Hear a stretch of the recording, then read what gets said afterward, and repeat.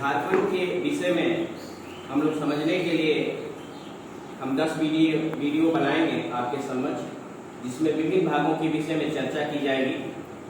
आज का जो वीडियो होगा वो हम लोग झारखंड के प्रशासनिक व्यवस्था के विषय में जानेंगे।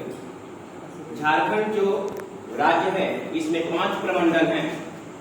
5 प्रमंडल जो आपके उत्तरी छोटा नागपुर, दक्षिणी छोटा नागपुर, पलामू प्रमंडल, कोल्हान प्रमंडल और संथाल परगना क्षेत्र के नाम से हम जानते हैं। जो ये प्रमंडल है आप लोगों ने देखा होगा कि इसको हम लोग कमिश्नरी भी करते हैं और इसका जो प्रशासनिक जो प्रमुख अधिकारी होते हैं उनको हम लोग कमिश्नर के नाम से जानते हैं और जो हिंदी में इसको हम लोग आयुक्त करते हैं।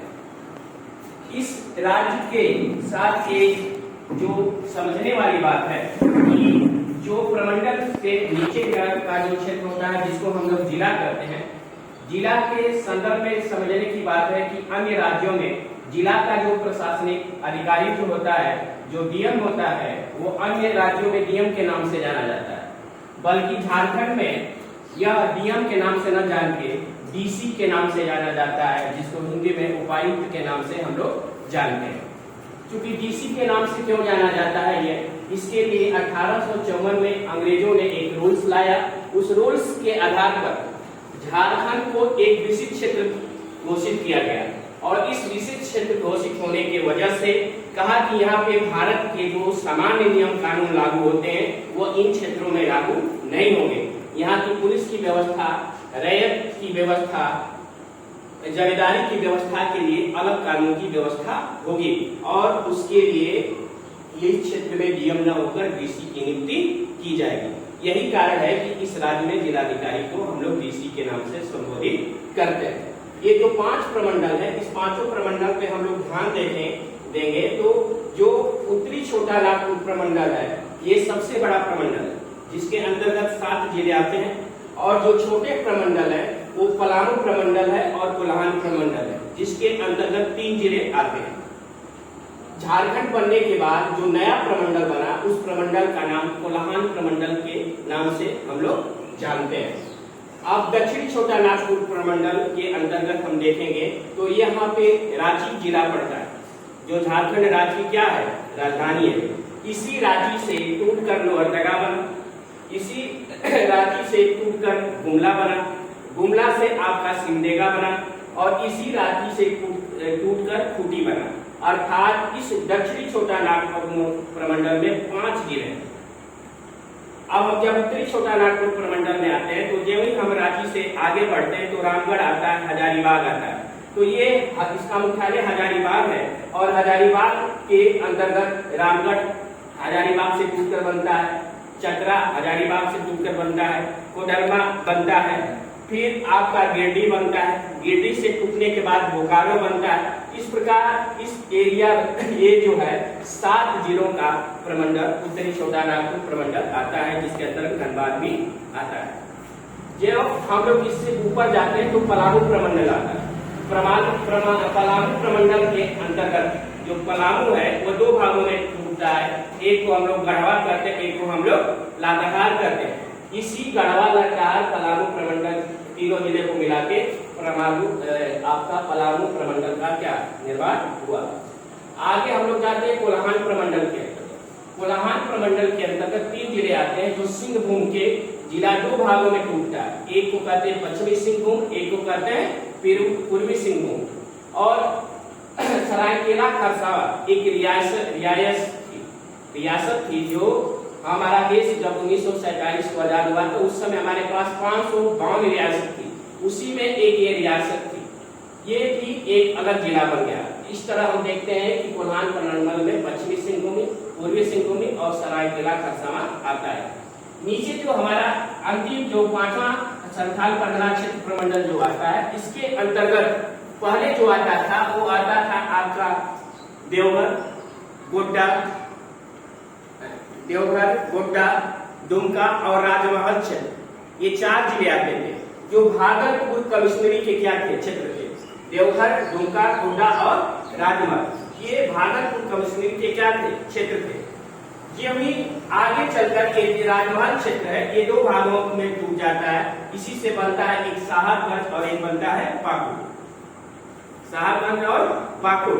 तो इस तरह से इन दो जिलों का निर्माण होता है और इसी मंडल के आपके प्रमंडल के अंतर्गत आता है जामताड़ा, जिसका निर्माण होता है 2001 में झारखंड बनने के बाद। इस तरह से इस प्रमंडल में इन जिलों का निर्माण होता है।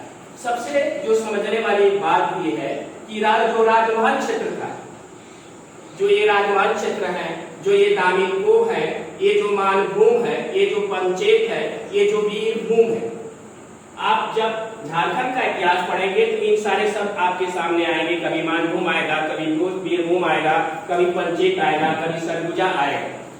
तो आप सभी लोग जानते हैं कि झारखंड का निर्माण कब हुआ है? 15 नवंबर 2000 को। इससे पहले ये बिहार का भाग था। किसका भाग था? बिहार का भाग था। और जब ही हम पीछे जाते हैं 1936 में, तो हम देखते हैं कि बिहार, झारखंड और उड़ीसा एक ही था। 1936 में उड़ीसा बिहार से क्या हो जाता है? अलग हो जाता है। अलग होने के परिणामस्वरूप छोटा नागपुर का क्षेत्र जो है वो बिहार के भाग में चला जाता है और यही छोटा नागपुर का अधिकांश जो जिला है वो क्या है? झारखंड के जिले हैं। तो 1936 के बाद फिर हम आगे जाते हैं तो 2012 में जाते हैं तो 2012 में बंगाल बिहार से क्या होता है? अलग होता है। अर्थात आपका 2012 से पहले पूरा क्षेत्र किसका था? बंगाल का था। तो ये 1912 में जो बिहार है वो बंगाल से क्या होता है? अलग होता है। 1936 में उड़ीसा क्या होता है? बिहार से अलग होता है। 2000 में क्या? झारखंड बिहार से अलग होता है। इन प्रक्रियाओं में जब उड़ीसा बिहार से अलग हुआ तो झारखंड के कुछ क्षेत्र कहाँ चले गए? उड़ीसा में। कुछ क्षेत्र कहाँ चले गए? बंगाल में। कुछ क्षेत्र कहाँ गए? बिहार में। कुछ क्षेत्र कहाँ गए? छत्तीसगढ़ में, क्योंकि छत्तीसगढ़ का भी कुछ पोर्शन इस एरिया में इन राजाओं के क्षेत्र में आते हैं। तो ये मानभूम जो क्षेत्र है इसका कुछ भाग झारखंड में मिला, जो अब धनबाद के नाम से जाना जाता है। किसके नाम से जाना जाता है? धनबाद के नाम से जाना जाता है। जब कभी कभी आप इतिहास में देखेंगे वीरभूम का उल्लेख है तो ये कुछ क्षेत्र कहाँ गया है? बंगाल, पश्चिम बंगाल के एरिया में चला गया है। ये सरगुजा जो क्षेत्र है अब ये छत्तीसगढ़ में चला गया, ये झारखंड का भाग नहीं है। तो आप लोग इससे घबराइए नहीं कि मानभूम कहाँ है, वीरभूम कहाँ है, सरगुजा कहाँ है। कुछ क्षेत्र का नाम क्या हो गया? बदल गया। कुछ क्षेत्र दूसरे राज्य में चले गए सीमांकन के दौरान।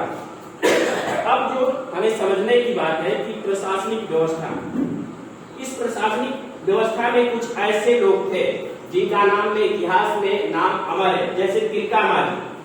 तिलका मांझी को भागलपुर के चौराहे पे एक बरगद के पेड़ से फांसी दे दी जाती है। आपको नीलांबर पीताम्बर को पलामू एरिया में आता है, जो आम के पेड़ से इनको क्या दे देती है? फांसी दे दी जाती है। विश्वनाथ सहदेव जो रांची में, जो आप लोग शहीद चौक देखते होंगे जिला स्कूल में, कदम के पेड़ पे लगा के इनको फांसी दे दी जाती है। सिद्धू कानून संथाल परगना क्षेत्र में जाएंगे तो बड़ाई को इनको क्या दे देती है? फांसी दे जाती है। सवाल उठता है कि क्यों फांसी दी जाती है? अब हमारे सवाल उठता है कि इन लोगों को क्यों फांसी दे दी जाती है?